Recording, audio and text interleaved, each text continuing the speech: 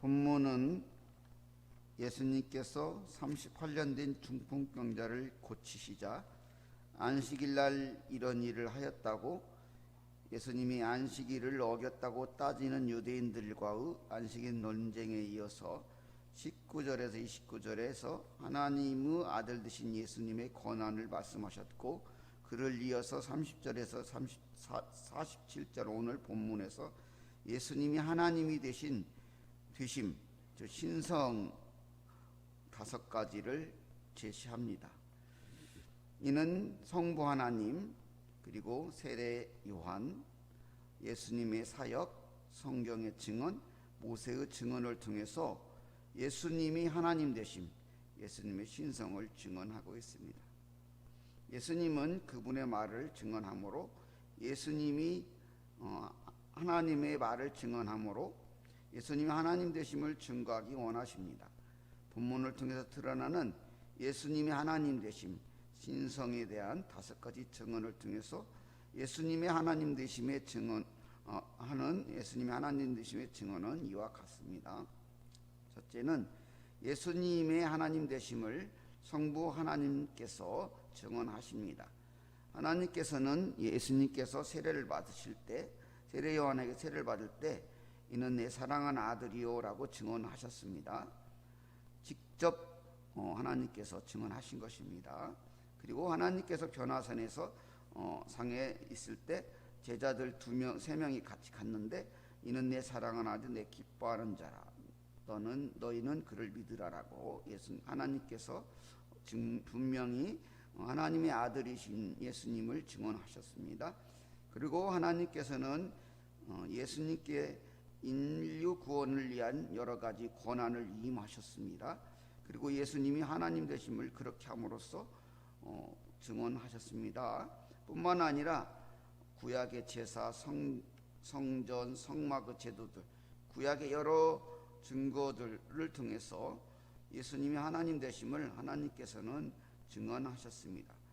예수님은 분명히 하나님과 함께 계셨고 창조 때부터 창조 사역을 함께 하신 하나님이십니다. 이렇게 하나님께서는 예수님이 하나님 되심을 증언하고 계십니다. 그리고 세례 요한의 증언을 통해서 예수님이 하나님 되심을 증언합니다.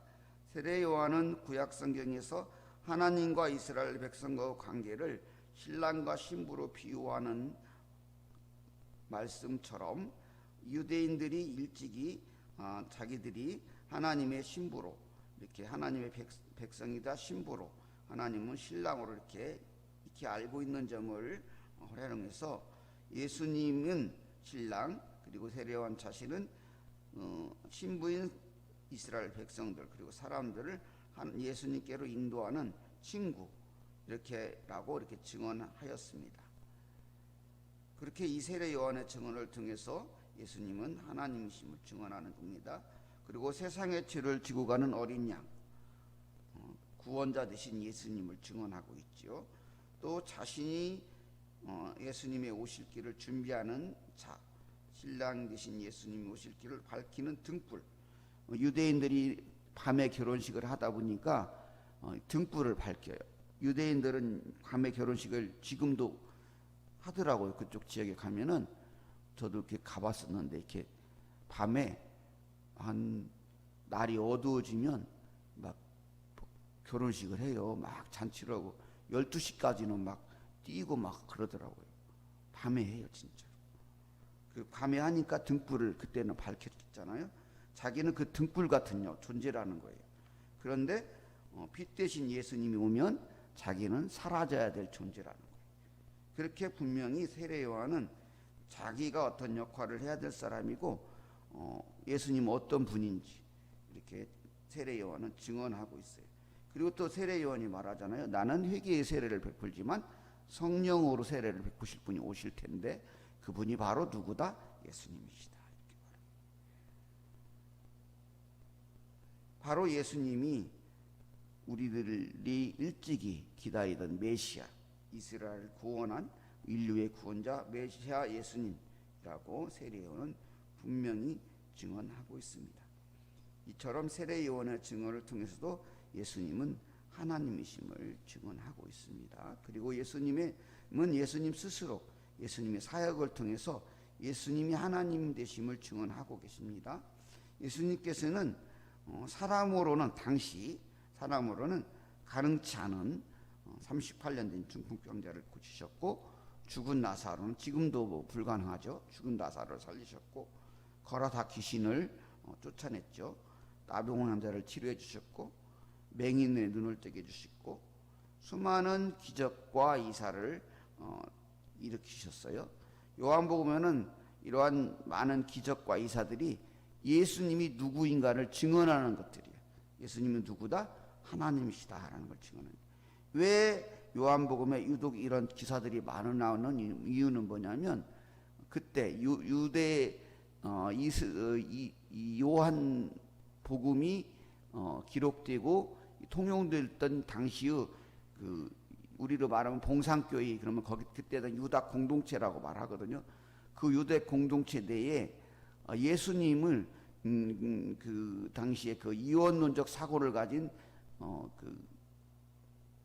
영지주의가 득세를 해가지고, 예수님도 실체는 없고 그냥 영으로 왔다가 십자가에서 그냥 다 죽은 건 사람이 예수님이 아니라고 이렇게 말을 하고, 막 실체가 없는 존재라고, 그런 걸 가현설이라고 하거든요. 그런 많이 막 득세를 했어요. 그래서 기독교인들도 많이 넘어갔었어, 그 당시.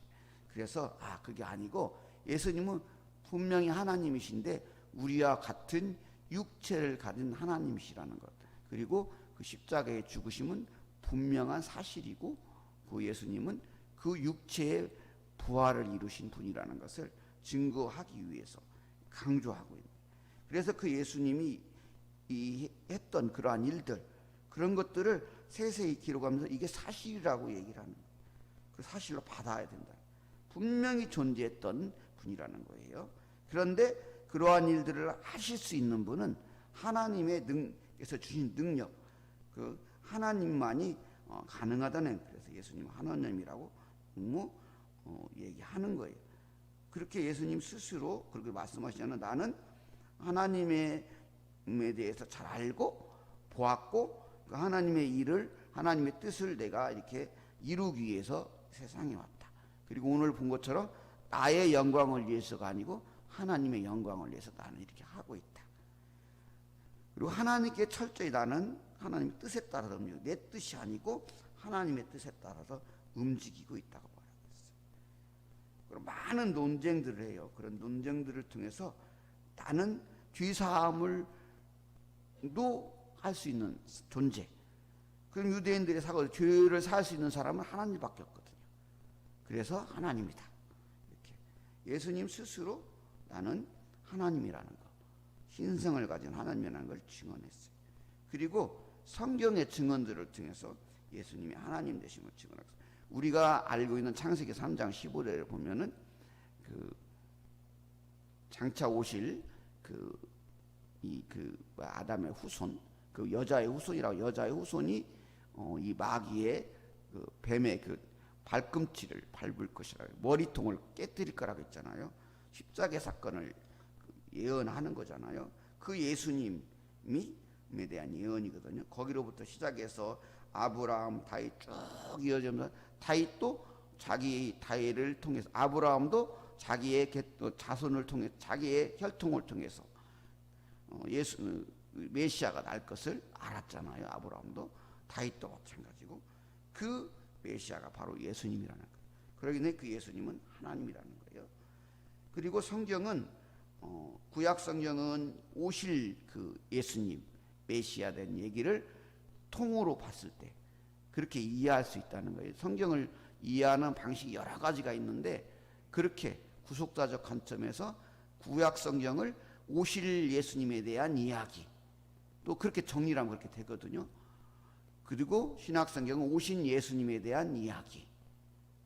그래서 결국에는 성경은 그 예수님, 하나님이신 예수님에 대한 증언을 하고 있다. 그것을 지금 오늘 본문에 얘기하고 있는 거죠, 예수님이. 그리고 마지막으로 모세의 증언. 모세에게 주신 율법은 율법의 여러 규례들이 있거든요. 그 규례들은 사실은 십자가의 사건을 예표로 다 보여주는 것들이에요. 동물을 죽고 제사를 지내는 것, 이 성막의 이런 형태들, 뭐 이런 것들 있잖아요. 성전의 이런 규격들, 이런 모든 것들은 그 예수님의 그 십자가의 구원의 사건을 예표하기 위해서 이렇게 하나님께서 주신 설계도대로, 형식대로, 그러한 그 규례대로 제사를 지내고 성막을 만들고 성전을 만들고, 그것은 성전은 그 천국의 그 모형이라고도 하잖아요. 그렇게 성곽교회의 모델이라고도 하잖아요. 그러니까 그런 것들, 그 모세에게 준 그 율법을 통해서 예수님을 찾아가도록 한 거예요. 그래서 오늘 예수님이 그러잖아요. 너희들이 그 모세의 그 율법 그것을 알았다면 너희들이 나를 이렇게 믿지 않을 것이다, 이렇게 말을 하는 거예요. 그래서 실제로, 그리고 또 성경에 많은 예언들이 예수님을 예언하고 있어요. 그래서 우리 많이 들었잖아요. 그 초대교회 시대에 그 유대교에서 이사야서를 읽다 보니까 예수를 안 믿던 사람들이 예수를 깨닫게 되는 거예요. 우리가 십자가에 달려 죽였던 그 예수님이 바로 예수님이네. 그걸 이사야서를 읽다 보면 깨닫게 되는 거예요. 그래서 유대교회 성경을 이사야서를 못 읽게 했다고 그래요. 그처럼 성경은 모세의 증언을 통해서도 예수님은 하나님이라는 것을, 이 율법을 쭉 제대로 아는 사람은 율법이 왜 이렇게 말하고 이렇게 우리에게 율법을 강조했는가, 그것을 깨닫게 된다는 거예요. 예수님이 그렇게 말했잖아요. 너희들이 모세를 믿었더라면 나를 믿었을 것이다. 그래서 그런 말하는 거예요. 그런데 니들이 모세의 글도 믿지 않았기 때문에 나를 믿지 않는 거라고. 형식적인 율법을 지키다 보니까 진정 율법 속에 들어있는 의미를 깨닫지 못해서 예수님을 발견할 수 없었던 거예요. 우리도 성경을 많이 읽고 예수를 믿는다고 하지만 진정으로 우리가 말씀을 깨닫고 예수님을 진정한 믿음으로 믿지 않으면 이렇게 될 수가 있다는 거예요. 그래서 흔들리는 거예요. 이만희가 자기는 뭐 예수의 영을 받은 그 사람이라고 이 신천지에서 그런 얘기를 해요. 14만 4천의 사람은 각자의 영을 받는다고. 그래서 영생을 한다고, 세상에서. 그런 건 없어요. 오직 성령만 받습니다. 성삼위 하나님의 영이라고 하는 성령. 그리고 오직 구원은 예수님밖에 없어요. 그 예수님에 대한 이야기를 조금씩 바꿔서 이단들은 말을 해요. 하여튼 조금이라도 바꾸면 이단인 거예요.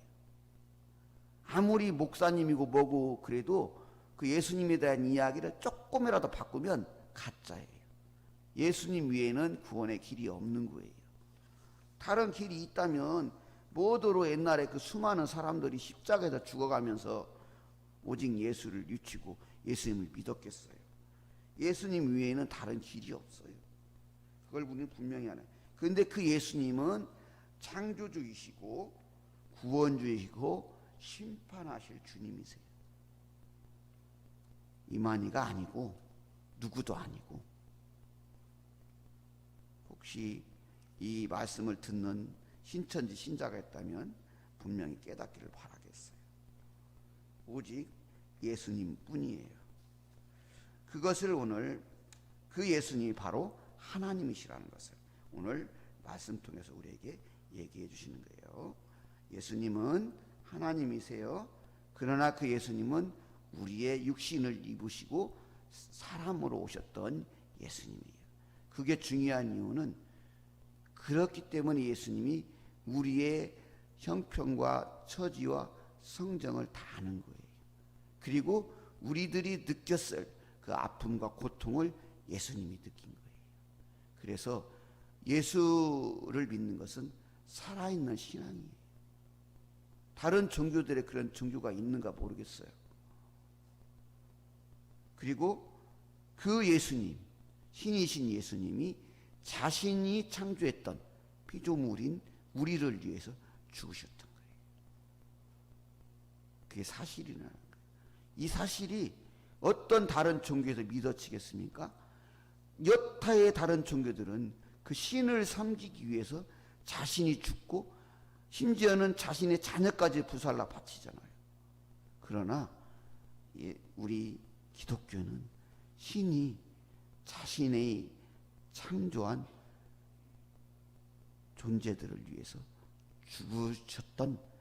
죽어준 그러한 거예요.